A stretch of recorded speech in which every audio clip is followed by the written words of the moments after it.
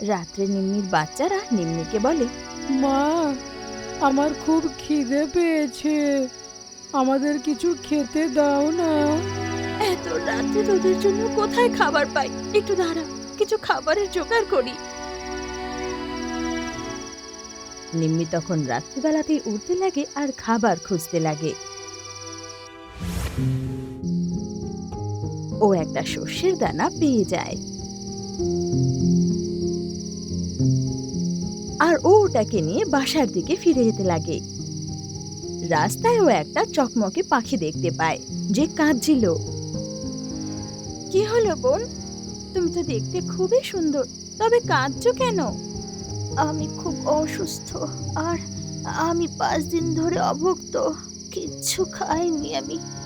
নাও, আমার কাছে একটা শস্য আছে, এটা খেয়ে নাও।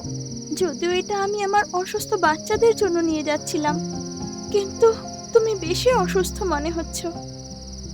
চকমকে পাখি ওর খাবার খেয়ে নেয়। খাবার খেতেই পাখি কালো কাকে পরিণত হয়ে যায় আর নিম্মিকে বলে, নিম্মি, আমি যমরাজ, আর পাখিদের প্রাণ কাকের রূপেই নিয়ে নি। তোমার প্রাণ নিতেই এইখানে এসেছিলাম আর তোমার পরীক্ষা নিচ্ছিলাম, কিন্তু খুব খুশি হলাম।